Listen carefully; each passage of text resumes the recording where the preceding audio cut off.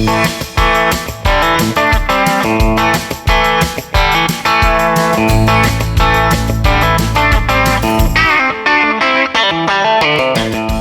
is the Great Alaska Hunting Podcast. I'm Dalton Gray. And I'm Ryan Humphreys. Broadcasting from our hometown of Fairbanks, Alaska. Thanks for listening and enjoy the show.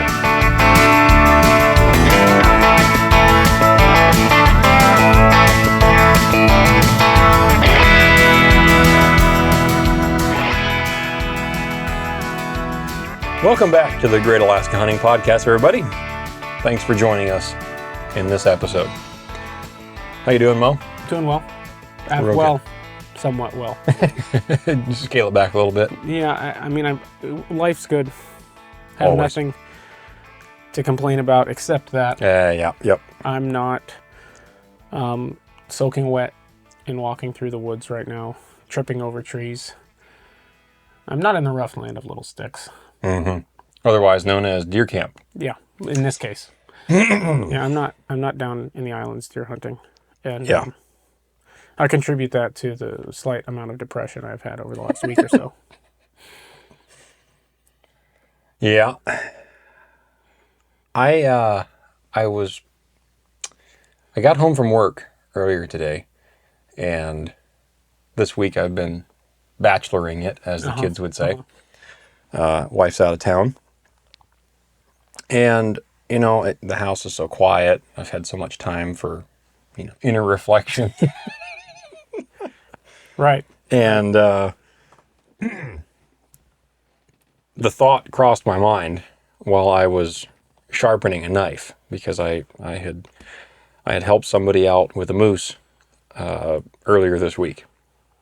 And I was touching up one of my knives, and I don't know why. I mean, I do know why, but I don't know why. Just randomly, deer camp came to mind. Mm-hmm. And I thought to myself in a congratulatory sort of way, hey, I haven't really thought about deer camp for a couple of days. Yeah.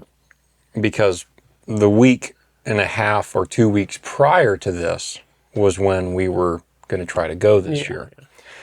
And during that time, I was getting all the reminders from my photo album of people texting you pictures. See your memories from 1 year ago. See your memories from 2 years ago, 3 years, 5 years, 10 years.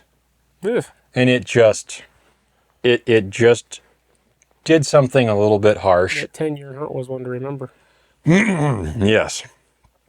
But, today I had that thought, and I just thought, you know what? Yeah, I think I'm finally over the hump, And then you came over, and you and I were eating dinner together, and then you brought up deer hunting and mentioned your depression. And that instantly just... pulled you back down? I broke. Yeah. Good. I gave in. Good. So... Because we're past the point of being able to, for months, it seemed like one of us we'd kept switching. You'd say, we should just go anyway. And I'd say, no, we said we weren't going to go. And then the next few weeks or whatever later, I'd say, if we do this and we do this and we do this, we can make it work.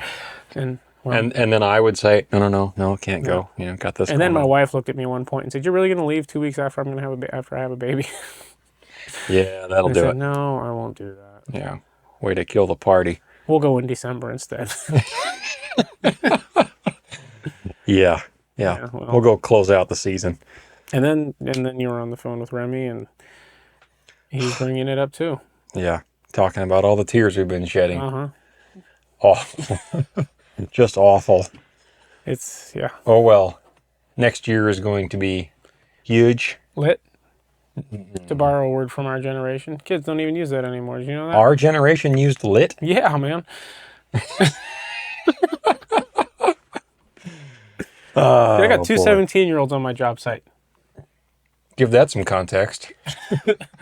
Construction job site, they're laborers. But man, they use all kinds of words. They'll look at me and say things, and I'm like, what? Child workforce, am I right? What did you say? Anyway, it's interesting because they use words that I've never heard before. They talk to you in Snapchat? And then I use words that they've never heard before. Like lit, apparently. They had never heard lit? I don't know. But no, it's not one they use. Wow. Yeah. Wow. Even noob isn't really their thing anymore. Really? I use noob all the Yeah, but time. apparently we looked it up. It's from like the 1890s. Really? Yeah, newbie. Well, okay, yeah. I Yeah, mean, but like that's the. but like newbie is like proper English. Pretty sure that's the I know one of them Declaration of said no Independence. cap to me the other day. I've heard that one. Yeah, I Yeah. think I'd heard it, but I had never had anybody say it to me. Yeah. Yeah. Yeah. And then there's this thing that going around about. I'm not gonna say. I can't Yeah, I say do. it. No, I can't do know it. where you're going. I can't Was do it the it. one that they said in Congress the other day? Did they? The number one? Oh man. Yeah. Somebody said that. It might not have been Oh. Congress, but it was, the House or the Senate or something. I don't know. I can't help myself sometimes, but no, I'm not gonna bring that up on here. Been watching a lot of political stuff these days, have you? A bit, not as much. It's kind of hard to dodge. Well, when you're really busy all day, it's easier. Yeah. But I was playing Battlefield 6 I the thought other you were going to say Battlefield blackjack. 6 the other day with one of my coworkers, and he he goes, he's just got the game and he's figuring it out, and he had a kill death ratio of 6 to 7, and it bothered that thing bothers him more than it bothers me. So I was giving him a hard time on the trap. To be honest with you, I don't even know the context of any of it. I don't really know the context. Really don't know. It means like, Which makes us both sound like fuds. I can't remember. I think it's like less than mid. Is kind of what it means, like in context of a conversation. Except that it's not used like mid is used. But I don't even know, man. Apparently, it was in a song. I have all kinds of theories about what this could mean now. But should have brought it up on the show. Brought what up on the show? Exactly. Anyway, so I'm sure people tuned into this to hear about two guys who feel like they're going through a midlife crisis because they're going deer hunting. Talk about the words the kids are using these days, even though we're not very old. Old enough. Oh, very. Young in body, old in heart. What's that song by that guy that I sent you when we were roofing on your house? Old Before My Time. Oh, yeah. Yeah. I listened to that song. I thought, Yep. Yep. Pinnell and Talifson. The last of the Great Brown Bear Men. Way to cut me off there. Sorry, I didn't know you were going to do it. Take the mojo right out of it. The Last of the Great Brown Bear Men. Written by Marvin Clark Jr. This book is, has been on the top of my wish list for quite a few years now. Yeah. And to be honest with you, I don't really have a good reason as to why I haven't bought it before.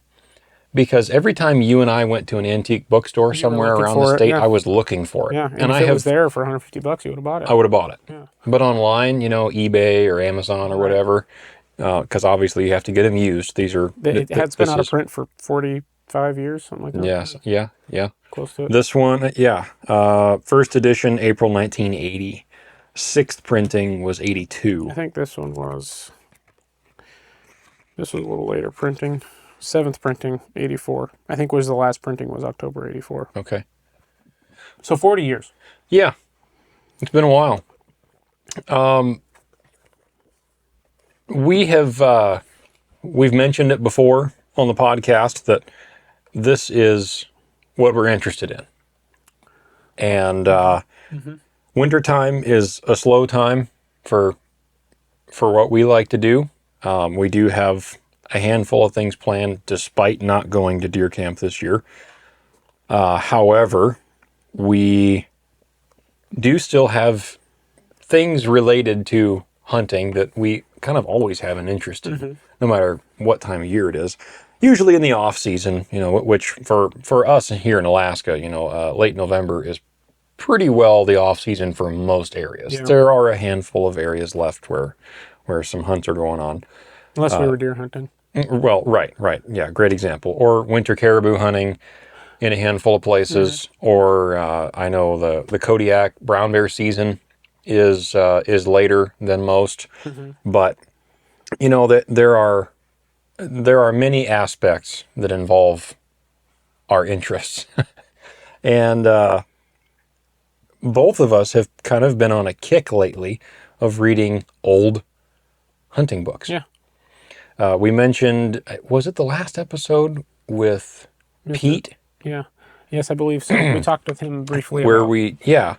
we mentioned the Yeah. book that you and I had just Yeah, and read. he had bought like a first edition or something Yeah, and donated it to a yeah. museum. Yeah. I think he was it a museum or was it the Pope and Young Club in Alaska? No, it was down in the I States. don't remember. Okay, But it was some museum type, right, yeah, location. right. But we brought up the book Hunting with the Bow and Arrow Yep. by Saxon Pope, and we do have a hard copy of that coming in the mail. My phone told me it arrived today, actually. Perfect. So that is up and coming.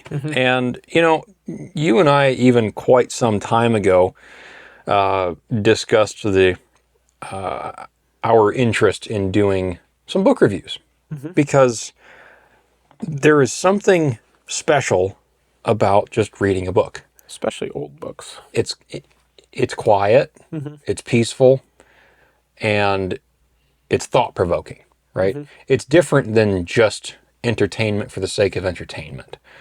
And don't get me wrong, I like Comedy. YouTube as much as the next guy, right? And you can find hunting videos and good hunting videos Yeah. all the time on YouTube, and there's always new stuff being uploaded. And there's definitely things to be learned there. Some people are better than others at it. Brian Call has been releasing videos again here the last few weeks. His first 2 black bear hunt films already dropped. And then this Sunday, I think, is a goat hunt, a tag that he drew down there, archery hunt. And so, there's definitely, and then obviously, the guys like Meat Eater, Right. there's content that is infused with good information and helpful knowledge. But it's hard to beat a good book. And especially, like you just said, an old book. Right. And what you and I were discussing just before we started recording was that both of the books that we've now read here just recently, both The Last of the Great Brown Bear Men and Hunting with the Bow and Arrow by Saxon Pope, one of the interesting factors in reading those books is that it gives you a unique timeline perspective from then to now. And things like ethics and what they thought ethics were in their time and how they imagined the trajectory of ethics going in the future. And then you get to look at that, what they were doing, see what they thought it would become, and then compare it with where we are now. And some things really have translated quite well. But there are a lot of other things that really, different, yeah. really haven't. And that kind of makes you look at where we are now. And it's a bit humbling in a way, because there are so many opinions that are publicly expressed now, especially with social media, podcasts, YouTube, whatever your jam is, however you consume media. But no matter what platform you're on, there's always a plethora of opinions. And a lot of them are very dogmatic. Yeah. And when you think about it from a perspective of you just finished a book that was written in Saxon Pope's case 100 years ago at this point in the 1920s, and you compare his thoughts to where we are now and how he thought it was going to go and how it's actually gone. And then you look at where we are now and you go, you know what? How arrogant do we have to be to think that things are going to go in the future exactly as we think they're going to go right now? Yep. I mean, there's no better example now than politics. Yeah. Without getting into them. Not that we have any problem with that. No. But I can tell you have one cooking there. yeah, I'm not going to get into it. But anyway, in politics today, I mean, 4 years ago, a year ago even, Yeah. what things have gone every direction but the way anybody guessed. Yep. It's kind of crazy, but it's exciting time to be alive. Yeah. As ex users would say, we live in the best timeline. Ex users. I'm not really an It's X more of guy. a. I think that it's more people who keep an eye on Elon Musk a little bit. Maybe that's where I got that from. Was he's made that comment that we live in the best timeline. He's a timeline guy. He's more of a we're in a simulation guy, Right. I heard that. but anyhow, Well, this is a lot if more this is a topic for the podcast. if this is a simulation, then I would request to go back to the 60s and 70s when these I think events were taking place. I think the simulation thing is just intelligent design without God. Right. I think that's just what it is. Mm-hmm. Well, the book, although we are going to do, I'm going to take the paper wrap off of this. Cover. Yeah, the dust cover off of this. You have read through the entire book. I have. And I did not really make time to do it in its entirety yet. I'm about a third of the way through it. Mm-hmm. And so I think what we're going to try to do is talk about who these guys are, where they came from, what kind of made them who they are, and we'll do a part 2 to this. Yep. These are not going to be very long episodes, but we're interested in this, and we haven't talked a lot about it together, and so I'm curious to see your perspective on it, and we can kind of compare thoughts and notes on it. But, guys and gals for that matter, these books are still available for sale online. eBay, Facebook, and used book online book retailers. They're not super cheap. They're usually going to be in that $100 to $150 range, depending on the condition. Both the ones that we got are in pretty good shape. Yeah. You'll pay a bit more for a hard copy version, a hardcover edition, than you will for the paperback one. But that paperback one that you have is actually probably in better shape than this one is. It is. The color is still a lot better. But $11.88 back in the day. Still has the price tag sticker on it. It's a catchy title. It is. The Last of the Great Brown Bear Men. It implies that it's over.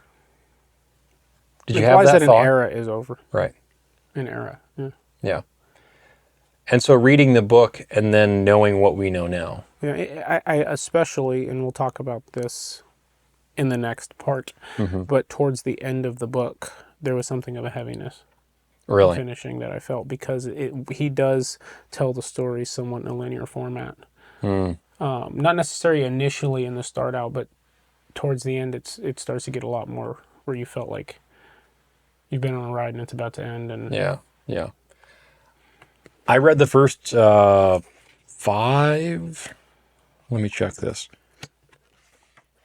So there are 14 chapters, and I'm only 5 in. So, yeah, just about a third of the way in. But even in the first 5 chapters, there is a lot of background information. Yep. And just kind of setting the stage for who these guys are. I've always found that interesting with clients, and really even a similarity with customers at work, at job sites. I find people interesting. I don't always like to talk to a lot of people, but I think people's individual stories are, can be interesting. And especially someone who you meet or you know of that is successful in a particular field. I'm always curious. If I have the ability to, I'll ask them about their background. And that's one reason why I think podcast interview format is so popular. Because you can get a long form background, right, middle, and an end. Well, it brings the return of the long form interview from early television. Right. Or not early, but 1950s and 60s. Yeah. But that knowledge of the background helps you gain an appreciation for where they are now. Clients especially, I always have time. right? I have a captive audience. And so I Right. ask them questions, and they're usually pretty talkative because, who else are they going to talk to? The ground squirrels. But Some of them will probably. yeah. Well, I've been known to have a few chit chats with them on the side of the mountain. Yeah, I've left them gifts.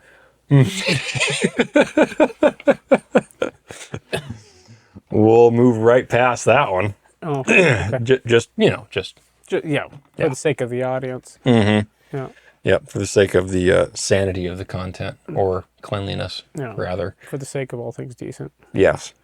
But there are a surprising number of people that have such different roads to, let's just call it success, right? You and I both know someone that got their start commercial fishing, and now owns a massive company. Yep. Very, very successful individual. But he got his start commercial fishing. Right. He wasn't rich. He didn't come from a wealthy family. He came from a family that taught him to work hard, and he applied that work ethic to a different field, and then proceeded to succeed in his ventures over the years. Right. And that got him to where he is now. And I found that story very interesting. And so background stories, I guess that's a long way of saying, I found these guys' background very captivating. They did not grow up in Alaska. They didn't have any background in Alaska. They both moved up here as grown adults. And the book is written by someone who worked for them Right. as a packer. And so it's written from an inside perspective of an employee that worked under these guys. And obviously they shared enough stories over the years that he was able to compile these pages. Well, he worked for them for a period of time, left, became a writer, and then came back and actually visited with them, and I think to work with them and then to write down the stories as they told them again to him. Right. To write the book. Right. Books, actually, there's a second book written in 84, or really published in 84, called Track of the Kodiak, which I have in the mail as well. Right. But so just kind of along that note of their background. Right. There's a term that gets kind of thrown around a lot, and this is right at the beginning of chapter 2. There's a term that gets thrown around a lot, especially inside of the hunting industry world, if you will. And I think it gets used a bit loosely, actually probably more than a bit loosely. And that's the term mountain men. Yeah. Well, have you listened to Mountain Eater's Mountain Man? And that's a very strict definition. Yeah. Which is how I've thought of them since I listened to that. Yeah. You should go listen to it. There's no reason, I think, for us to really review that for more than 5 seconds. But it's good. It's good. Informative. Yep. Well, I would say easy read, but easy listen. Yeah. But the term mountain men, to me, even after listening to that version of it and that detailed history of all the mountain men and kind of highlighting a few of the individuals, the term mountain man has always just meant someone who spends a copious amount of time outdoors and makes their living hunting or fishing or trapping or all the above. And there are a few of those, but it also, at least to me, and this is going to be different for a lot of different people, I think, but to me it also denotes the fact that they live in that environment. They don't come back and have another half of their life where they own a nice house. But they live a modern in life. town. They drive a normal car. They interact with society, quote unquote, normally. You and I both know people up here that we would closely classify as a mountain man, because if they have a cell phone, they don't even know how to use it. They certainly don't have social media. They spend more time outside than they do inside, and they spend more time at their cabin than they do at their house. And their house is not much more than a cabin with hardwired electricity from a pole. That to me is a lot closer to a mountain man than just, like, say, a full-time outdoor industry person, whether that be a guide or a writer or a videographer. Like that to me is not a mountain man. These guys, and this is in the beginning of chapter 2, and we're not going to read too much of the book directly from the book. Any reading that we do, it's going to be limited just to avoid Copyright claims and just legalese and whatnot. yeah. I don't want to infringe upon anything that we don't need to do. So, but a couple of sentences here and there will suffice. But the beginning of chapter 2 starts out, in another time and place, Bill Pinnell and Morris Talifson undoubtedly would have developed into mountain men. The ingredients were there, but the time was wrong. Their partnership began back in Montana country in 1927 after 16-year-old Morris went to work on Bill's fur farm. So, just real quickly here, I'll read the next couple of lines and we'll talk about it. Born in Bynum, Montana, August 9th, 1909, Morris Talifson was the grandson of Norwegian immigrants. Morris's father, George Talifson, was a farmer, laborer, and timber cruiser who taught his son self-reliance and common sense.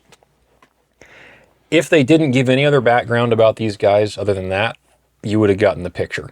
Yeah. You know what I mean? Yeah. Well, and what was that date? 1927? Yeah. So, just on the leading edge of the Great Depression. Right. Right. Economic downfall. Everything that we talk about happening now was actually happening back then, if not worse. If not worse. Obviously much worse. Yeah. But, all of our doom and gloom perspective on, well, I have buckets of Mountain House in my crawl space just in case the stock market collapses or we go to war or, whatever the case might be. An EMP goes off in my town. There's all kinds of fun things to speculate about. Oh, yeah. Very fun. But the reality is these guys lived through that. Right. Through the Depression where they had no money.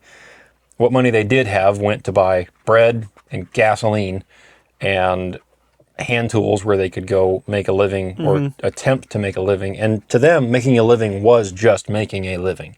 It wasn't having enough money for a lifestyle. It was living in a wall tent in Oregon, was it? Yes. Living in a wall tent in Oregon, gold mining out of a creek with a shovel and a pan, and cutting timber or cutting firewood. And one of them would go across a swollen river when the river was too blown out to gold mine in, or to pan in, I guess would be the better term for it. And he would go across into an area that was marked no hunting, no hunting, no hunting. He would take an old 8mm Mauser across the creek, disappear into the woods for a couple hours, and come back with a deer to feed the camp. Outside of that, there's not a whole lot of a hunting background with these guys. Right. I found that really interesting. I don't know, I didn't know much about their backgrounds until I started reading the book. Yeah. And talking about backgrounds and what builds a man, what builds an individual, right? And these guys, a son of immigrants is Morris Talifson, the grandson of Norwegian immigrants. So second generation Americans, presumably, at least in Talifson's case. And his father was a farmer, a laborer, and a timber cruiser who taught his son self-reliance and common sense. Now, not to go back to politics, but we've been hearing a whole lot about a common sense revival in America the last handful of years. Have we? The party of common sense. You've heard it said. I Whether or suppose. not it's actually taking root is another I story. think a lot of people start to swing, they hit common sense, and then they go over here. Too far. Yeah. Anyway. Too far. But you get the idea.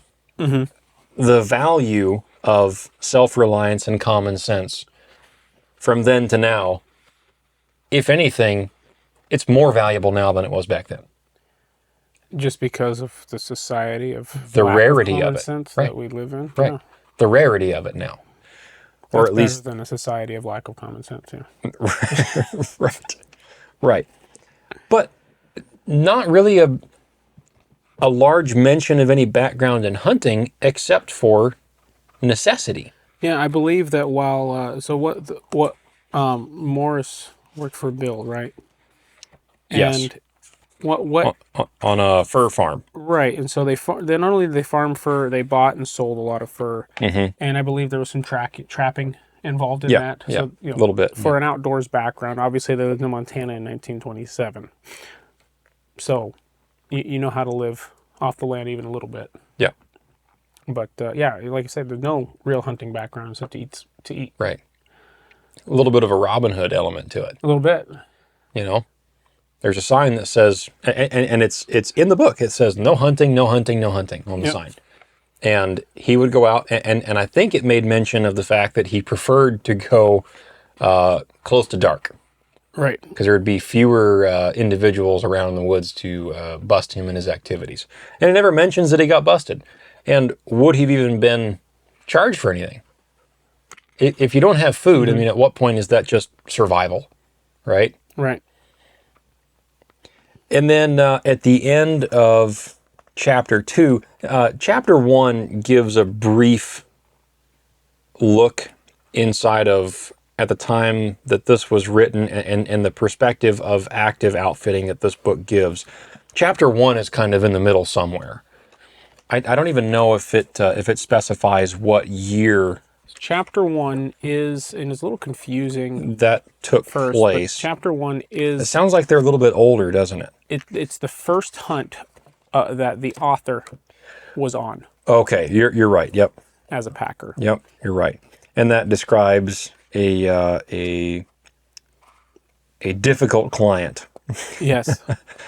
Pierre, who insisted upon going hunting in a hurricane, as the author calls it. And Pinnell states at one point, "We normally stay indoors during hurricanes to take care for the hides." And Pinnell said at one point, "I've only taken one bear on a day like today." But the client insisted they go hunting. Long story short, they ended up shooting a bear on the client's insisting. And Bill allowed him to chase the bear and shoot it. Ended up being a 7-foot brown bear that they killed. And the following day, I believe it was, next morning was sunny and calm, and I'm quoting here. "On the way to skin the bear, we found fresh bear tracks in the new snow. They measured 9 3/4 inches across the front pad, and blood which had come from sores in its toes was still unfrozen. Bill told us that it was a 10-foot bear. Pierre might have taken it if he hadn't acted foolishly. Life is full of hard knocks. The man obviously graduated from the school of them." So that's just in chapter 1. And I'm not seeing, I don't believe that it was directly mentioned what year that took place. I don't believe that it was. Anyway, it does mention that the client was using a .338 Winchester Magnum, and that Bill was shooting a .375 H&H, which at later on in the book, a couple more chapters in, they discuss that I think it was also Bill that had recently acquired a .375 H&H right at the beginning of when they were starting to guide.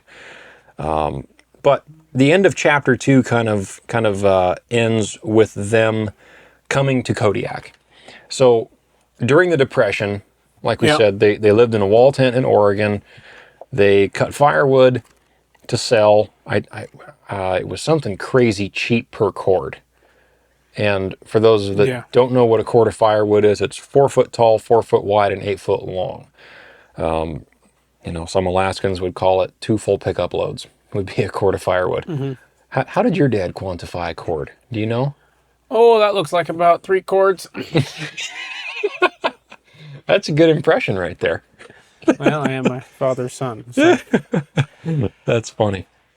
So, does anything stick out to you, kind of in their background or before they got to Kodiak, that you wanted to mention? Honestly, the one thing that really, you kind of hit on the thing. They had a rough life, and they were just looking for the next thing. Mm-hmm. I was actually listening to a podcast, a political podcast, actually, the other night, where they're talking about the difficulty that young people are having buying houses today and all this kind of stuff. And one of the opinions shared was that people, if you really are having that hard of a time providing for your family where you live, or provide, especially if you're a single young man, then maybe you should move. Mm-hmm. A lot of people have had to do that at times, and that's exactly what these guys had to do. Yep. And obviously it was different. It was several hosts who are all part of the same organization, and they were all going at it. It's a great show. I love it. But I think I know what you're talking about now. But anyhow, from that I just thought of that, thinking about the fact that these guys roamed all over the place. They went back to Montana. Mm-hmm. Right. I was going to mention that. And after returning to Montana, they met this guy who'd been in an island he called Kodiak, and John Fargus. And in July of 1938, yeah, right, they landed in Seward, Alaska, mm-hmm. and secured temporary employment on a vessel. They worked their way to Kodiak. Yep. They didn't know anybody in Seward. Yeah, no, they just traveled to make the money, and obviously they were both single, and I believe Bill Pinnell was about 10 years older than Talifson. Yep. And they got temporary jobs on a boat, and they worked their way to Kodiak from Seward. Right. Yeah. Haven't you and I, or was it someone else? I think it was you and I that had a discussion on a hunting trip. It might have been last fall when we were together in August. But we talked specifically about how people our own age or younger have so much whining and complaining about not being able to buy a home and how it's too expensive where they live. And that's exactly what you and I both said, was like, well, we are blessed in our unique situations to have the ability to make a living here where we were born and raised. Where it's pretty easy if you're willing to work hard to make a living, right, and to advance, right, in a time that a young man should from a younger age, to, right, in a full-on adult. Right. It's not like you're going to be able to afford it right away, but right. But that translates down to the lower 48, where someone who was maybe born and raised in a big city, New York, where it requires a college level education, and if you're lucky, when you get out of college, you can get a job in that field and make enough money to survive there. A higher percentage than ever before of college graduates are unable to find work in their field. Yeah, exactly. And they've got how much debt, right? Yeah. All because they were told that's what they needed to do. Right. But from the perspective of of what these guys did, at times haven't always been easy. They weren't always the 1980s. Right. People like to act like, well, the 1980s, 1990s, that was the greatest time. Mm-hmm. I think there's a lot to be said for, I don't know, for me, if I didn't get married, there's a good chance I wouldn't live here. And it's not that my home wouldn't be here. Yeah. But I'd be somewhere else doing something. Yeah. You know what I mean? I might be that mountain man you described earlier. Right, right. Wouldn't you? Yeah, well, situation would be different. We can just leave it at that, but yes, definitely. Not that that's what I prefer over what I have. No. I just mean, no. You pick up a book and you read this and say, well, what uncharted lands are there to... Yeah. And that's another perspective that's in this book, is that the way that these guys set up their outfit, which obviously, if you can't tell, these guys were brown bear outfitters on Kodiak. Yeah. I don't even think we've mentioned that before up to this point. But the timing that they built their cabins for their camps was right before it became a wildlife refuge. Yep. And controlled by the feds. The last cabin was built like a month or two before they said no more cabin built. Exactly. Yeah. And so even they just squeaked it in. Yep. Just barely got it done in time. And that was just post World War II, I think it was. Yeah. Late 40s, early 50s when they were building those. Yeah. And, pre-cutting and building cabins and then disassembling them and flying them out in a float plane to lakes and then spending a couple of weeks building them. And at one of them, did you catch that? They forgot a level. Yeah. And so they built it, and it had what the author described as a noticeable list to the frame. I wondered if one of the pictures in here was that cabin. Was this cabin, because there was one that this one, I can't tell if that's just weathered really bad over time, and angles, because that was 40 years later. Yeah. But I mean, That's their mining. No, that's their. It says mining cabin. mining cabin at Red River. Yeah. Because the cabins they built were for hunting. Right. Right. In that specific story you're talking about. Right. Yeah. It is interesting how you now I certainly, well, you and I both have the perspective of every good thing cometh from above. Right. If you have anything good in your life, it's because of God. Yep. Is what it is. And you know, you can beat on your chest. Or and the simulation. Simulation. Right. That's a unique perspective on Not as unique anymore as you would think. on a version. No. I mean your perspective on that's why people think that it's a simulation, because it's a replacement for an intelligent creator. But anyway, whole nother podcast. But their lot in all of this, none of it came by accident. Right. Timber cutters, fur traders, gold miners, went back to Montana, tried fur trading again, came back to the West Coast, tried gold mining some more, heard about Kodiak and said, you know what, let's just go. And they went to Kodiak to gold mine. Right. Yeah. Didn't even mention bear hunting in the beginning. Nope. Didn't even mention it. Then they get there at the end of chapter 2, and I'm going to quote here, Bill and Morris felt a bit green stepping from the boat and viewing that island for the first time. A wet, chilly wind was blowing off the harbor. The salmon fleet was out fishing, and the canneries in full operation.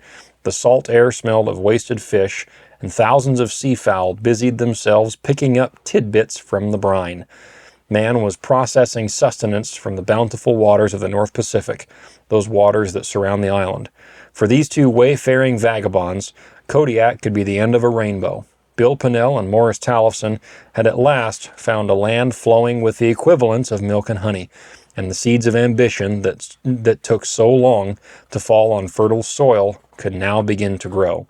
The souls of these men had been forged with steel, and they now were ready to begin shaping into the great brown bear men. It's just so well written. You know, it's extremely well written. And even that line, it goes back to their beginnings. That they had at last found a land after all that work, and the seeds of ambition that took so long to fall on fertile soil could now begin to grow. That gives the implication of the reality that not everything works out the first time you try it. Yeah. You know, I took my first job my first full-time job when I was like 14 or 15, working for a family friend, helping build his house in construction. And I'd grown up working with my dad in construction. And when I was 16 or 17, I started working for another guy on a construction crew. And then I left his construction crew and worked for another guy in a commercial construction crew we didn't really build so much as we crushed rocks and things like that, but I did some carpentry for him and stuff on our own buildings.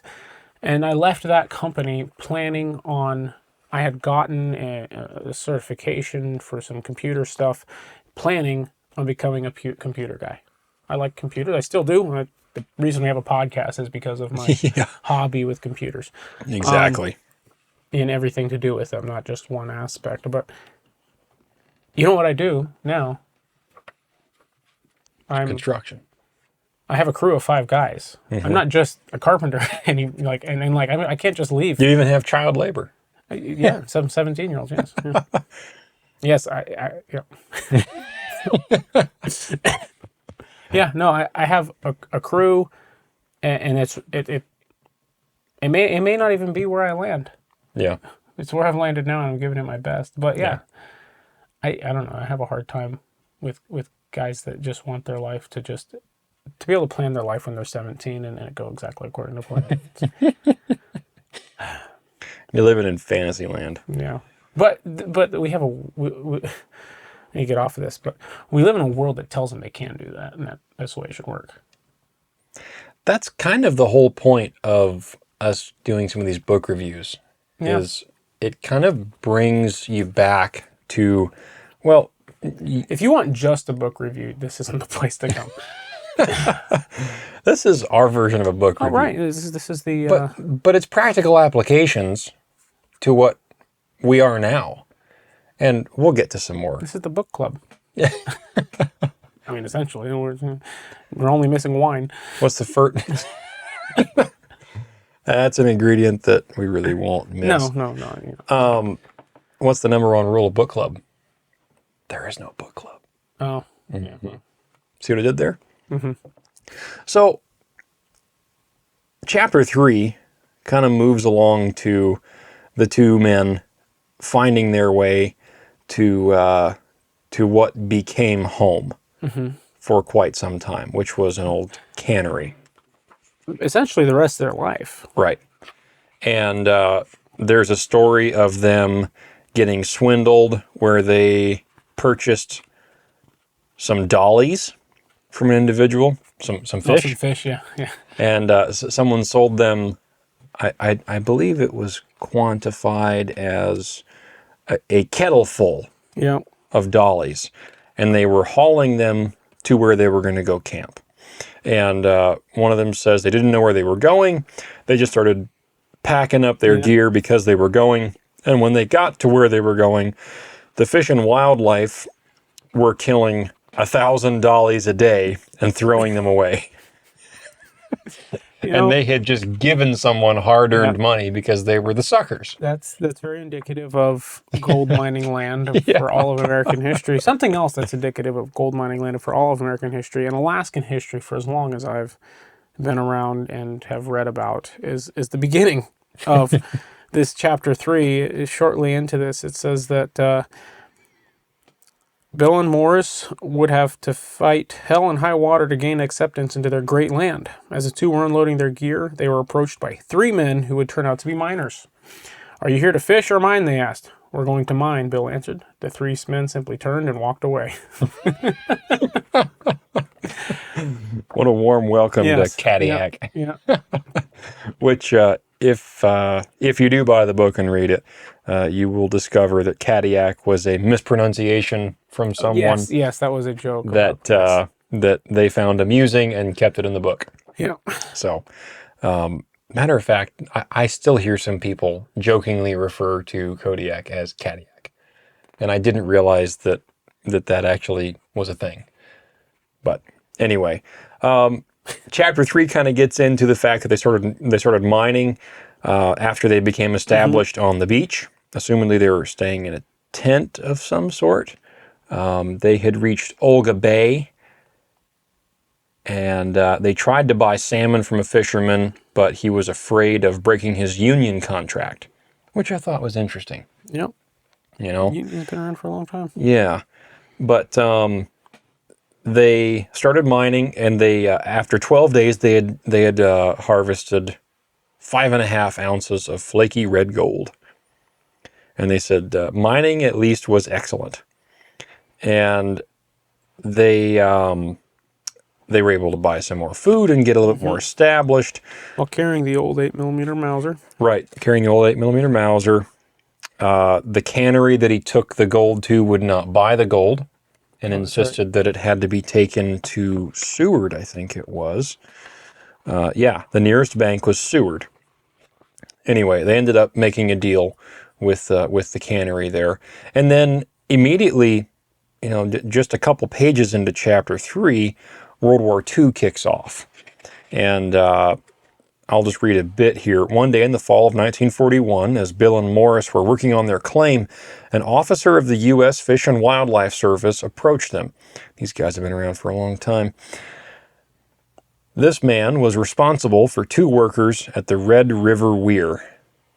I'm pronouncing that right? I think so. Weir, W-E-I-R, and was having to pull them out early.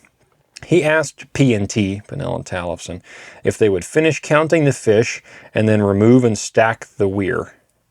We really should look that up so we're not just mispronouncing it the whole time. The job paid $5 a day, and they would have to board themselves. That sounded like a good thing, so Pinnell and Talifson agreed. And then, so that moves on into, they had a building to stay into, watching over the cannery. So now they weren't tent camping, which is assumedly what they were doing before. And $5 a day was a massive increase to what they were making before, which could be anywhere from 5 to 10 cents a day. So $5 a day, even if you are living in a tent, is quite the upgrade. Yeah. Oh, yeah. So what's the definition of weir? Low dam. I see. Yeah, like. Yep. Yep. Yep, I get it. And it's pronounced weir, yes. Okay, perfect. And then towards the end of chapter 3, the last couple of pages, we arrive at our first account of brown bears. And I'll read just briefly here. Kodiak is blessed with an abundant population of land otter and red fox. The otter are the finest land otter in the world. The season on Kodiak began in November, and they hoped to obtain a good number of pelts. Toward the end of December, however, P&T discovered that they would have to compete with something they had never faced before, a giant Kodiak brown bear. Apparently, one that didn't intend to den for the winter, began playing havoc with their traps. The tracks of this beast were almost 10 inches wide. Neither man held a grudge against the animal for doing what came natural for it, hunting. But they resented working in the cold and snow all day just so a bear could steal their catch. Both men agreed that this Bruin had to go. Now, I won't quite spoil the entire story, but Bill Pinnell's rifle at the time was a Winchester 30-30 with an octagon barrel. Thoughts? So I have killed a bear with a 30-30. A couple of them. They were not brown bears. And I killed a very large black bear with a 30-30. Yeah, You may never kill a bigger one. Yeah, 7.5 foot black bear. Yeah, it was a very large bear, yes. But let's just say I was less tall in my tree stand than this bear was nose to tail when I shot That's a good perspective. that big little black bear. Yeah. And the size of this brown bear squared 11 foot 3 inches. Which is large. Nowadays, we quantify a 10-foot brown bear as is equivalent to like a 65 or 70-inch moose. There's a lot of 10-foot brown bears in this book.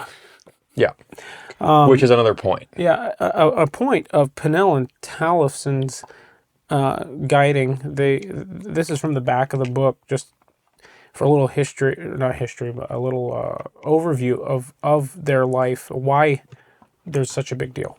Yeah. They guided over 1,000 sportsmen. Wow. Since 1949. Including princes and diplomats. Their clients have accounted for 1/3 of all Kodiak brown bear listed in the records of North American big game published by the Boone and Crockett Club. Wow. So 1/3 of the Kodiak brown bears in the record book were taken by Pinnell and Talifson. At least by the time of publishing. 1980, yeah. Yeah. Whew. Wow. That's a lot. That's a chunk. Wow. And the chances are that a lot of those records still stand because the bears aren't getting bigger. I'm sure there's still a large number of them still in the record books.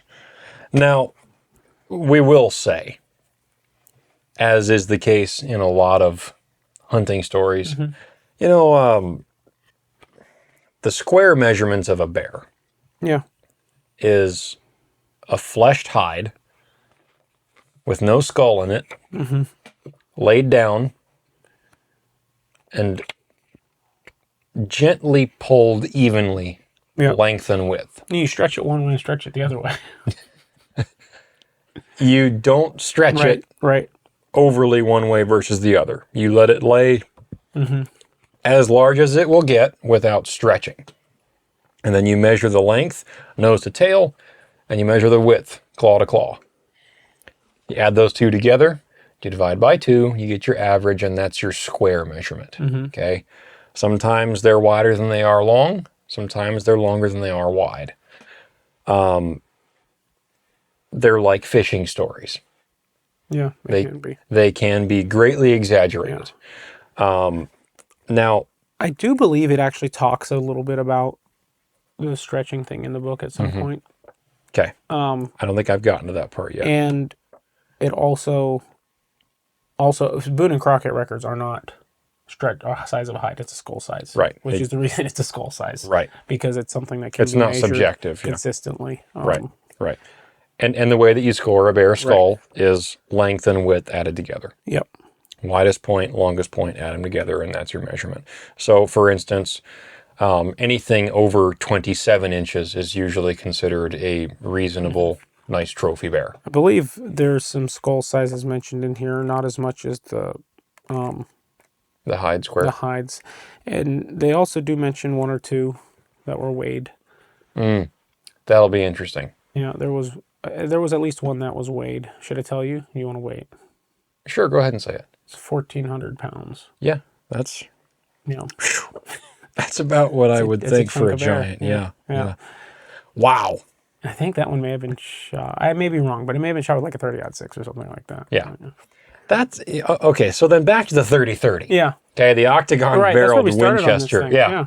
And this is the content that everybody wants to hear is what were they using for brown bears all the way back. And keep in mind, I mean, this is 41, still 41. Yeah. Right. Yeah. Right. This is still the fall of 1941. So this is even pre-World War II, or well, I guess pre-U.S. involvement. And just to paraphrase, it was Bill who was carrying a 30-30, and Morris had the 8mm. Must have been, yes. But Bill shot his first brown bear, the Trap Raider, with his 30-30. He leveled his 30-30 at the bear and let it roar. I'm quoting, "He didn't stop shooting until the creature lay still. Completely dazed by the size of the bear, or the beast he'd just overcome, Pinnell slowly laid his Winchester across his lap and leaned back against an alder. Bill hadn't expected the bear to be as big as an ox. Its hide squared 11 feet 3 inches. The same month that Bill killed the big bear, news of Pearl Harbor arrived. Yeah. Next paragraph. Yeah. It says that Morris had a bad foot who kept him from active duty, and Bill was too old for the draft. Convenient. Okay. I'm just joking. Yeah. Yeah. So both men ended up working then, because they were living at the cannery, they were cannery watchmen, fish and wildlife agents, and coast watchers to boot. So coast watchers was a big deal in Alaska because everybody thought that Japan would invade through Alaska and then work their way down the west coast.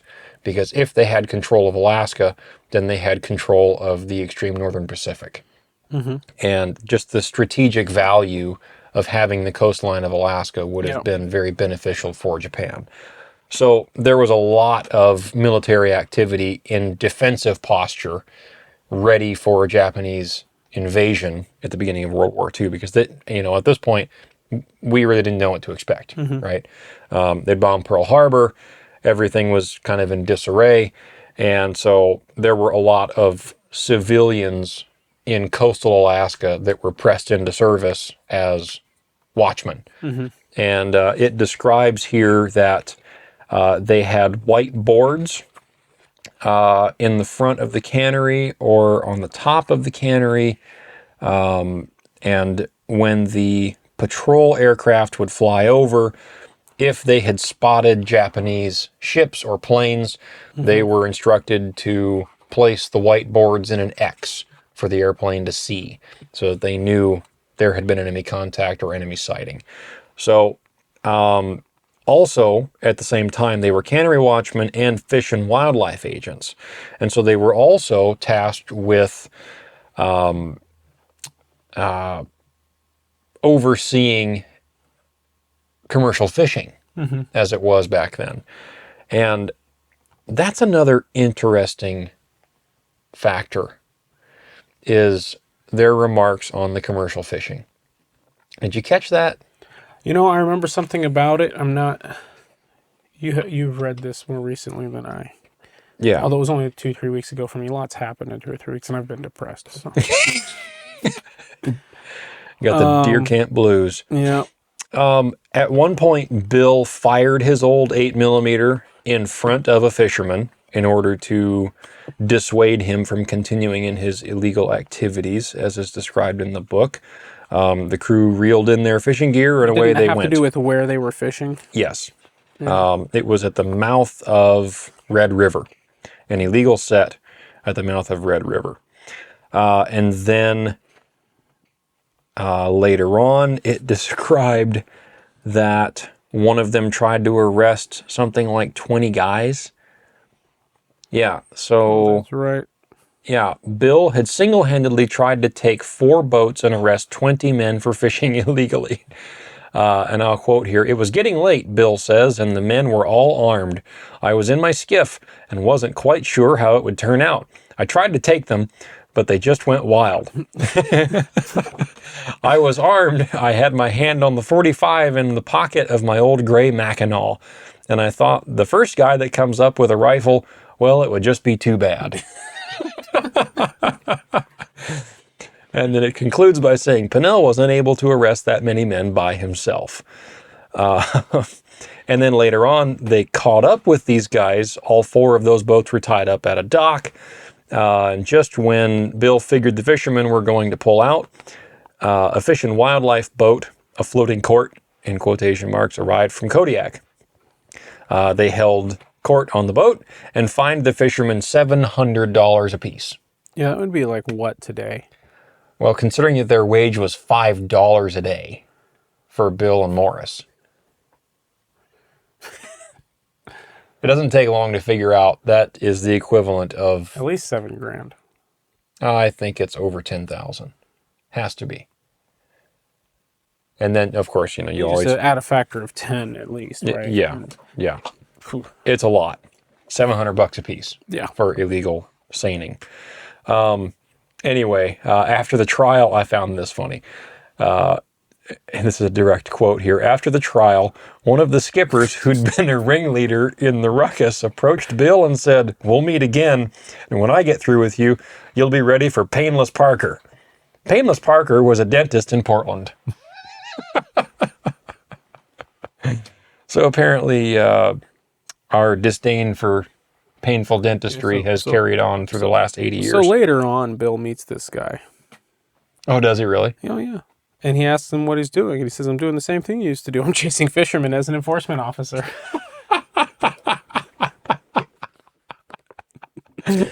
Because, times had gotten tough. Oh, that's funny. That's funny. And the end of chapter 3 concludes with a paragraph of Pinnell and Talifson had made it up to the interior of Alaska and bought a trap line around Denali from someone, and they spent the winter of 1947 trapping up around here. And they hired someone to watch the cannery that winter, but the trapping went poorly, and mining was too expensive up north. And so by the fall of 48, they were back in Kodiak, and they were convinced that that was where they had the most potential.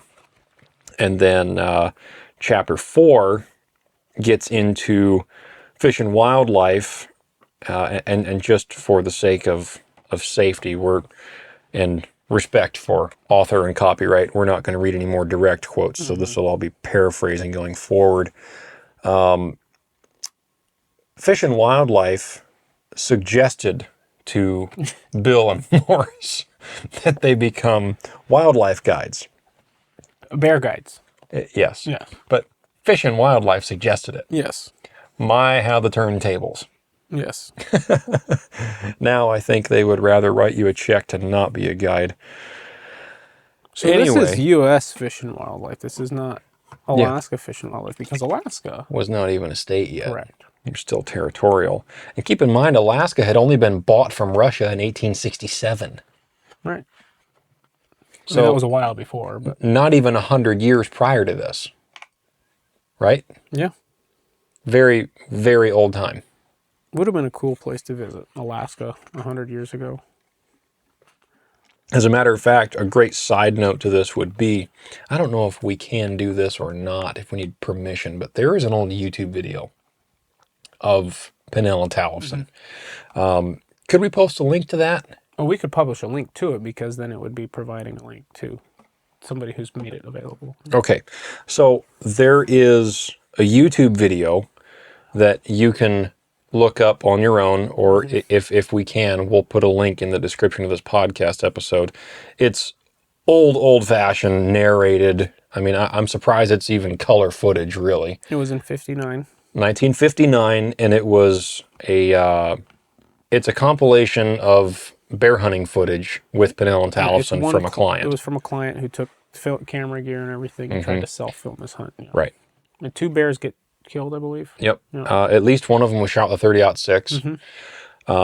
But it's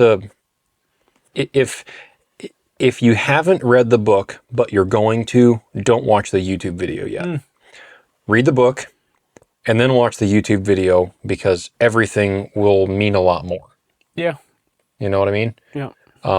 You'll be able to pick out things that you see in the book, or that you see in the video that you recall from the book. Yeah. And it kind of makes it all it come doesn't to really life. work the other way around if you watch the video first. I think I was in the middle of the book or towards the end of it. Yeah. It talks about, was it Pinnell or Morris? I believe it was Morris who was a big talker. One of them was a big talker, the other wasn't. Yeah. And when they were selling hunts, they actually made a film. Yeah, to show in the lower 48. And he would travel and show that film. And I was looking for that on the internet. Yeah. And I did not find no that. luck. But I believe Jack Colby was the name of the client who put the video. Yeah. Who made the video, and then somebody found it in their stuff, relative, and posted on the internet. I thought of a few connections that I might be able to call and ask that would have the highest likelihood of possessing anything like that. Yeah. That it's very possible. Possibly even known them while they were still alive. Yeah. So I'm going to do some digging just to satisfy our own curiosity. But anyway, to summarize, Fish and Wildlife suggested that they become guides. And even back then in the 40s, which I believe this is still taking place in the 40s. I think it was 47. 49. Yep.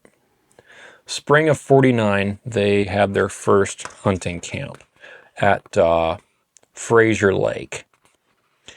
And yes, and that was when there's the line here, and this is in chapter 4, where it makes direct mention of Morris's brand new 375 H&H Model 70. And considerably more power, it says, than his 30-30, which I'm sure he felt quite a relief to have a gun slightly more capable in stopping a disgruntled Bruin. But for the guiding side of it, even back in the 40s, there was still the due process of becoming a guide. Yeah. And then becoming an outfitter. You had to work for a guide. You had to be you had to be a packer first, and then get an assistant license, and then get a outfitting license, which is, it works basically the same way today, but things have changed a bit over time, obviously. And this is post-war, and it makes mention right at the beginning of chapter 4 that during the war years, sport hunting had a huge fall off. Yeah. Obviously. Okay. That doesn't really warrant any explanation. And the bear population was a booming, to quote a movie. It had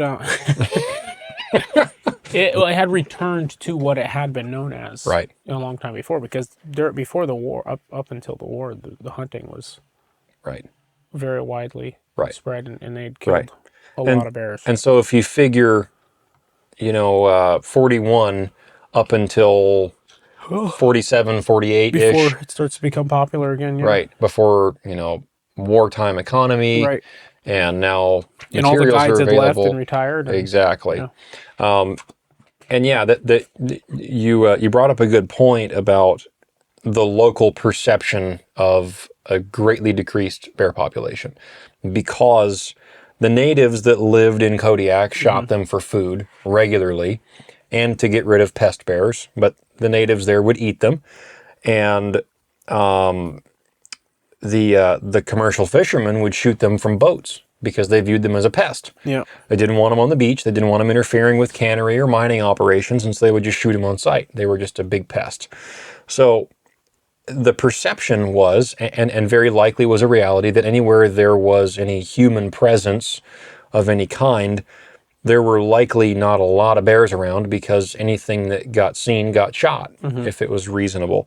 So by the end of the war and several years thereafter, there was a huge lack in sport hunting, and so there was a desire portrayed from Fish and Wildlife to have some incentive there for new outfits to start off, and they were granted guide licenses without having to apprentice under a registered guide, and that resulted in some jealousy It did.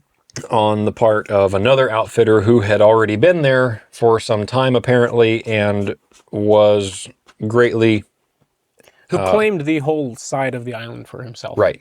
He was very unhappy with the newcomers being granted guide licenses, or in this case, what we would call now registered guide licenses or outfitting license, without due process in his mind, which was factually true. They had never guided before, but they knew the area. They'd lived there for, at this point, for several years. Yeah. No doubt they were as familiar with, if not more familiar with, their areas than most folks would have been, because they lived there.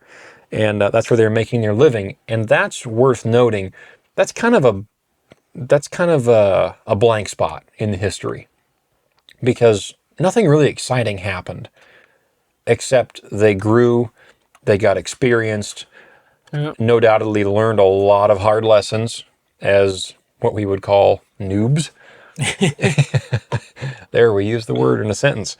But they kind of grew into the area Right. in those years that are really kind of just passed over, because there's not much of interest to write about. They weren't outfitters yet. It was during and then slightly after World War II.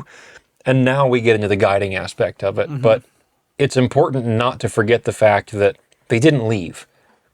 No, they'd been there for about 10 years. Nothing had happened special, and they stayed. Which it seems like they liked it. Yeah, exactly. They weren't getting popular. Nobody knew who they were, really. They were just normal guys making a living, perfectly content to just be left alone. And then they were presented with the opportunity of, hey, you could make a business out of this bear hunting thing. Yeah. And they hired 2 clients. Yeah. For $750 a piece. Now, we would look at that now and say, what a steal. But again, you factor in for the value of the U.S. dollar and the economy, and it was not super cheap. That was probably back in the day when a house was probably only a few $1,000s too. Can you even imagine? Can you even cookie cutter house built by a huge corporation that had no life and no soul? But anyway, yes, no insulation. Yeah. Can you imagine how much 2-bys cost in the 40s? A few cents a piece. I mean, considering now what's a 2x4x8? Oh, we just picked up a bunch the other day, and I didn't even look at the price. Are they $5?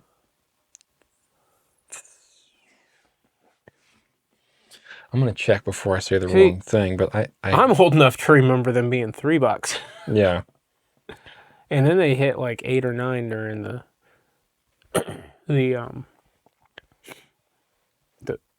pandemic, I guess.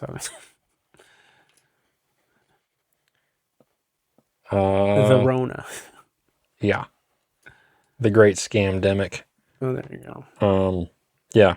$4.35 a pop. Oh, okay. Wow.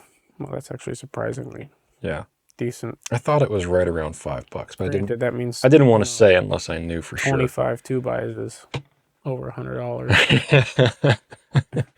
Yeah. Great deal. Anyway, so $750 a piece. They brought up 2 clients and killed a couple of bears.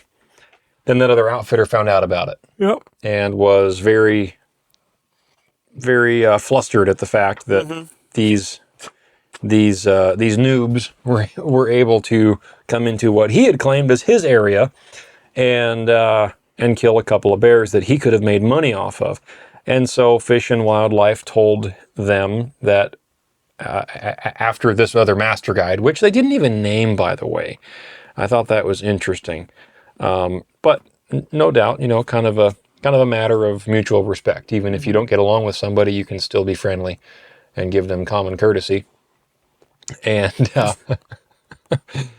then the guide comes back to them after Fish and Wildlife says, you have to now get outfitters licenses. You still have, Says, okay, yeah. Yeah. Fish and Wildlife didn't make them become packers, but they made them assistant guides, which means you have to work under an outfitter before you can get your outfitter's license.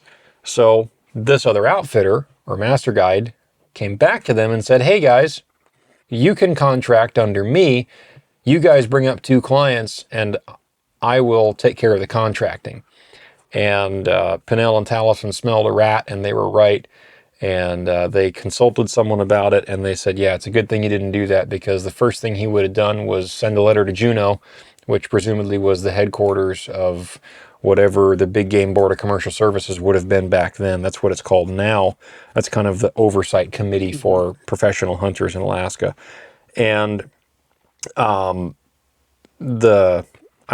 think it was actually a Fish and Wildlife agent that told them this, that said, yeah, he would have sent a letter to Juneau and gotten you guys both unlicensed very quickly. Right. And he would have accused you of bringing up more clients. So they didn't do that. They found someone else to work for that their terminology was that they hired a master guide to bring the hunters. And anyway, that's kind of how they, 1950, they continued booking some hunters, the spring of 1950, and they hired a master guide to become full guides and kind of work under him to maintain legality. And yeah. And then after that chapter, there is a good little compilation of photographs. Yep. Surprisingly good quality, really, for what it is. There's a photo of a Grumman goose, which is an amphibious airplane. Just a classic. I mean, that's such a cool looking airplane. Have you flown on one? I have not.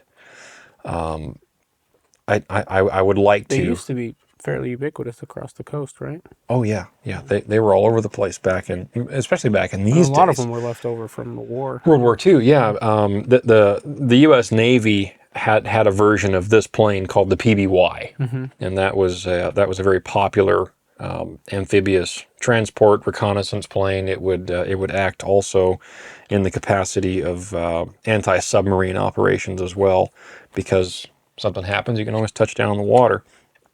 But there's a few photos of some of their early cabins and kind of where they kicked off. There's a bunch of bear pictures. There's a picture on page 56 with a hair seal that they shot near Stockholm Point in Olga Bay. Very, very cool. Of course, a lot of bear pictures. There's a big bear skull, a couple of king crabs that are listed there in the photo, and a few. There's even a picture of a live bear standing in the creek, and he doesn't look thrilled. Says he's a little one. Yeah. He doesn't look too happy to have his picture taken. I don't think they got consent. Well, here's a picture of Talifson in the Brooks Range. Yep. I haven't gotten there yet. Do they talk about that much in the book? A little bit. Anything up north? Okay. A little bit, yeah. I think there's a chapter or two about that. Cool. I'm looking forward to getting to that part. That's quite the picture. Yeah. I think I've been there. The Brooks, yeah, never heard of it. And Man, then, what a pack board. Too. oh yeah. Did you notice that they described the pack board as a P&T pack board? Yeah, they make their own. They made their own. Really? Yeah. I was wondering when they were going to get Yeah, to it's that. somewhere in the book in there. They Okay. talk about how they made their own pack boards. You know. Interesting. I'm curious to see that. I mean, it's basically a very rudimentary version of what a Barney's pack is now. Yeah, That's what it looks like. from the pictures and stuff, I kind of get the impression that it's a couple of upright boards on the sides, Yep. and then maybe a couple of cross members. But it's not like a full on board, which is what a lot of stuff was in that time. Which I think it's probably Right. And then like a big canvas. a seat belt for a strap. Yeah, and then a big canvas bag on it Yep. that they would stuff the bears into, and then tie the heads to the outside, which is the exact same thing that we do now. Yeah, and as you can attest, those brown bear hides aren't light. Dude, I was texting Dennis, I believe it was. Was it Dennis? Yeah, I think it was Dennis at Initial Ascent. I don't think it was Joe. I think I was texting Dennis the other day. Sorry, Dennis, if you're watching this and you're saying, yeah, it was me, it wasn't Joe. But I was talking to him about that brown bear hunt, and I used the Initial Ascent 8K backpack to carry out the bears. I guess by the time this comes out, that will have been about 2 months ago now. But we were talking about, the comfort of it and how I kind of loaded the pack and the way that I put the hide in there and what I used to line the bag with so that I didn't get blood and bear grease and fish slime all over the inside of the backpack so it wouldn't stink for the airlines. Because it's also small enough to use in my carry-on the way home. But rather than using my Barney's pack, because I wanted to stay trim on my checked luggage, so I didn't want to have to bring a duffel bag that was big enough to put the Barney's pack into. Right. Which is usually what I've always done brown bear guiding, and that's not a bad thing. And there is no doubt in my mind that if I could only use one pack for everything in Alaska, I would still use my Barney's pack, because it's just tougher than the Initial Ascent is. It's less likely to break. Now, I haven't broken the Initial Ascent, but there's just no arguing with the fact that nothing is more durable than a rigid exterior frame pack. Nothing like strapping a board to your back. And there is also no disputing that the Initial Ascent is about half the weight of frame and bag. It's just another kind of board. Right. Yeah. But point being of saying all that is heavy. No matter how well the pack carries the weight, once you get over 150 pounds, it's just heavy. You're only going to be so comfortable. And these guys are talking about carrying brown bear hides out through the night, 9 miles back to camp, and how they're having to take shifts. That made me feel a little bit better, because I got to that point and I read that line, and they said that it was a 9-mile pack out, and I remember I stopped and I went, oh my goodness. I did too. Are you kidding me? And then I kept reading, and it said, and we all took shifts packing because it's impossible for one person to make it all on one trip in one night. I thought, okay, well, I feel a lot better about myself now, because I don't think I could do a 9-mile pack out of 100 and, I mean, at least of a bear that size, 10 foot or bigger. You're easily talking about, especially if the skull is still in the hide, easily over 150. Especially if it's wet. That's not a stretch at all, but at least 125, 130 on the light end. But depending on where you had to skin it and how much fat is still on the hide and so on and so forth, it could be pushing up to that 150, 160 range. But heavy is heavy. But these guys were doing it with old-fashioned pack boards, no cushy shoulder straps, no great hip belts to distribute the weight in between your shoulders and your hips. No gray hip belts, no hip belts. Yeah, exactly. Which there is still one guide that I know of that I have hunted with several times. He is one of my favorite guides to be around, and he cut the hip belt off of his Barney's pack. He's all shoulders. They must have started making us different or something, you know? Yeah. We missed an ingredient in the gene pool. Is there just some muscles we're missing? He is built like a T. I mean, shoulders go down to the waist and then straighten out to the legs. Like he is very, Like obviously he's very got some back muscle that broad-shouldered, I just don't have. and yeah, he's anyway. I'm Isn't not he an gonna. old Marine? He's prior military of sorts. Okay. Yes, but yeah, he's built like a brick outhouse. But I have watched him carry out big brown bear hides in that hip beltless Yeah. I have a coworker Barney's pack of his. who was Army, and he talks about the fact that they, you know, something, oh yeah, well, a hip belt. You don't use your hip belt Just gets in the you're way. a wimp, because you're a wimp. Really? No, it's not that it gets in the way. It's because you're a wimp if you use your hip belt while you're on your, doing your ruck and your work, whatever. Oh boy. Oh yeah. Yeah. No, sorry. Yep. And Sign he me has up. knee problems, and Mm-hmm. it seems like everybody I know that served in the Army anyway is getting disability or should be getting disability or whatever, and it's like Well, if that makes me a maybe wimp for we need using to a hip change belt, just a little bit of just like yeah. Give initial assent the contract for the U.S. military. Right. Change your life. Start using some hip belts, man. Like No wonder the I think- special forces guys get to pick their own gear. right. Because they want to use something Well, else. they're actually get to a point where they're allowed to think for themselves a little bit. They're allowed to have facial hair and Right. long hair. Anyway, but yeah, it's a whole different breed of human being that can pack out a brown bear that heavy, and no hip belt, old fashioned tough. All right. Well, we've made it to chapter 4. And Chapter 5.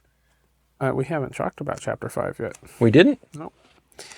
I don't know that, the rest, part 2 of this will be chapter by chapter necessarily. Right. It'll probably be a little bit more of a broad overview of what the rest of the book is. The book starts out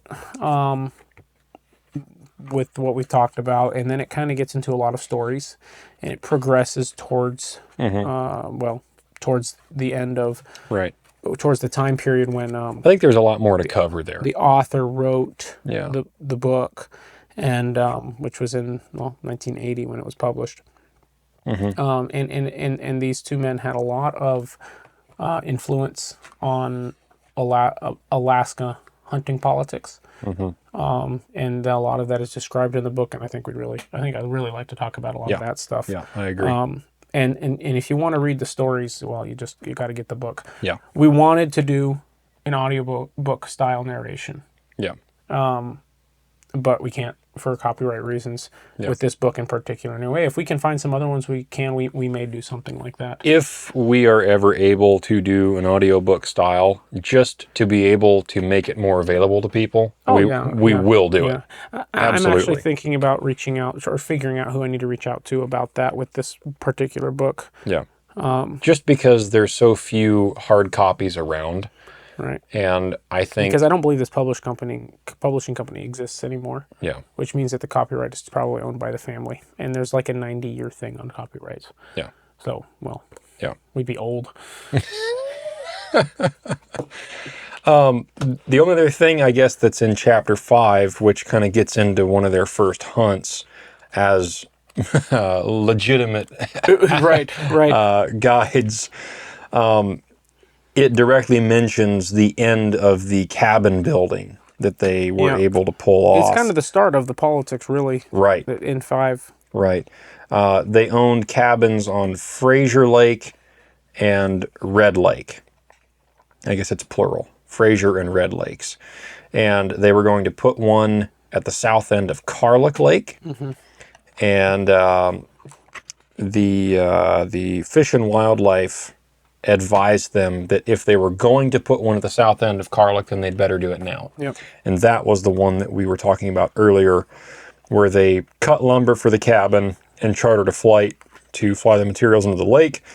And they went in and built that one. And there's a line in there that talks about how advantageous the cabins would be someday. And up to that time, it had been available to anyone willing to build there. And then that came to an end. And they didn't even have windows cut into the walls, it says. They didn't even have a door for the one on Kodiak, but they got it up. Right. And that was just in the nick of time. And had they not done that, then they would have been missing that one. So that's kind of how chapter 5 ends, beginning of guiding and the beginning of kind of established as having a little bit of infrastructure there to go off of for the future. And those cabins and camps served them for many years to come. Yeah, they built the cabin in June and early July.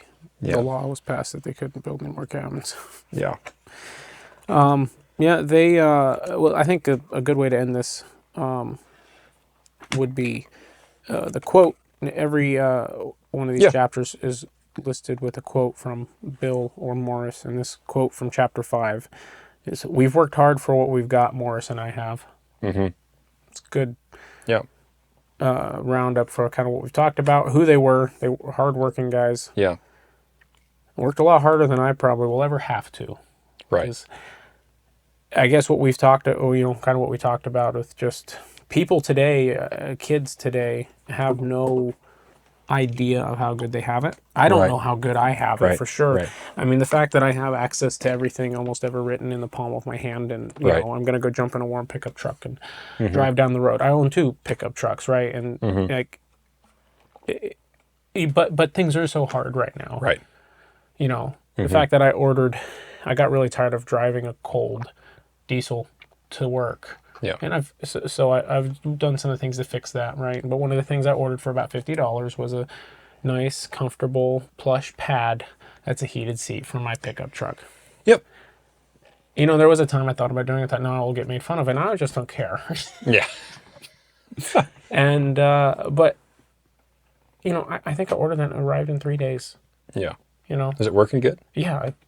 It's got a button. It's got 3 heat settings. It works great. It works pretty quick. Almost instant. Yeah. Nice. Well, yeah. You want a link to that? Yeah. Send me a link. I'll buy my wife one for Christmas. Oh, okay. Yeah, it's nice. Yeah, I'll do that. So just plug into your cigarette lighter or what? Yep. Nice. Awesome. Does it drain your battery? I haven't had an issue with it. Cool. And it, you can turn it off, or I just try to remember to unplug it when I get out of the truck, just as a safety thing, Yeah. It is $50 on Amazon. I think I saw one in Lowe's the other day. Lowe's or Home Depot? Potentially. Yeah. The one I got's really nice. It's super. Is it a back to it or just a bottom? Both. Yeah. Nice. Yeah, I saw something just like that. In the hardware what I store like the other day. honestly most about it, even over the fact that it's heated, is it's not leather. Yeah. Or something like cold and stiff and cracky. Yeah. No, it's like a soft, fluffy. Yeah. Whatever. Well, boy, you are soft, all right. Well, anyway, yeah. So anyway, we have it better than we know it. Yes. Than we know. Yeah. To be born in America. To be born in America. You have it better than you have. And then to be born today. Yeah. To where I have the luxury of complaining about the prices of things. Right. Exactly. And so, yeah, I think this is a good read. Yeah, hard to put down. Both of us agree that there is a lot of value in reading. And this is not only just a good hunting book, but it's kind of a reflective type of a read. Life lessons book. Yeah. Kind of what we've talked about this week, yeah. It's an interesting example, and some of the things that still carry on today, and some things that maybe you'll read and you'll see some differences. And in the next episode, we'll talk a bit more about that. I've already seen a few things, and especially, I think it was in the foreword, where the person that wrote the introduction, and no, it wasn't. The foreword was written by another guy. Sam Sneed. Yeah. Slam and Sam? Slam and Sam Sneed. I don't know who that is. But, but he's got a cool nickname. Yeah.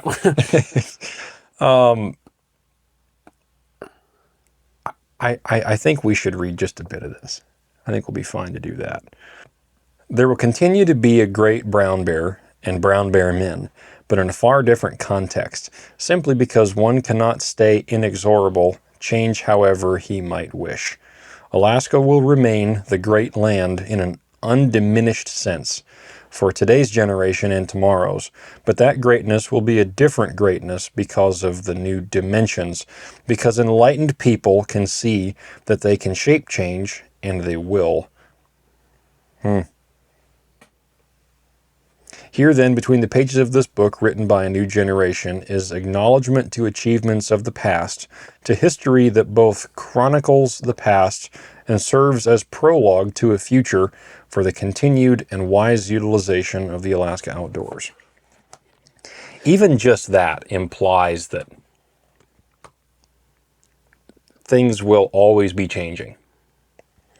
And that even though the bears will still be there, and there will still be, as the writer says, brown bear men, but in a far different context. Mm-hmm.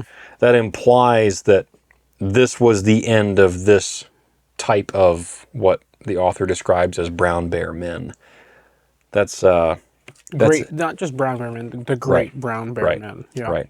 And that's, it's an excellent title. Excellent title. So, Slamming Sam Snead was the legendary professional golfer known for his powerful fluid swing. And he wrote the foreword for the book. Wonder if he was a client. Yeah. No, it says, okay. It says he had hunted alongside them in Alaska. Yeah. Yep. There you go. Well, next week, not 2 weeks from now, but next week we will put out part 2 of this book review discussion. Better get to reading. Oh, it will be done before... Probably this tonight. Yeah, very likely. The drywall hanging tomorrow is going to start late. Yeah, little side project we got going on. Yeah, side project, huh? Mm-hmm. That's what we'll just call it. I guess you can call it side project for me. For the sake of the podcast, we'll just leave it at side project. But anyway, folks, thanks for listening to the podcast this week. I know this is a bit different type of an episode, but we like the book. Yeah, let us know what you think. Yeah. I think we've talked about, personally anyway, doing these kinds of episodes as a every other week episode. Mm-hmm. And we may turn this into that. This is a lot easier to do, and obviously they don't have to be an hour and a half long. Yeah. So we might end up with like a Great Alaska Hunting Company book club episode series or something like that. Sure. Or... Yeah. Whatever, you know. Yeah. But it will very likely just be on the basis of as we find books to read. Oh, for sure. And then we can both read them. Although we have no shortage of books to do this with. No, we don't. And as a matter of fact, I have another book written by another one of their packers that we can review one.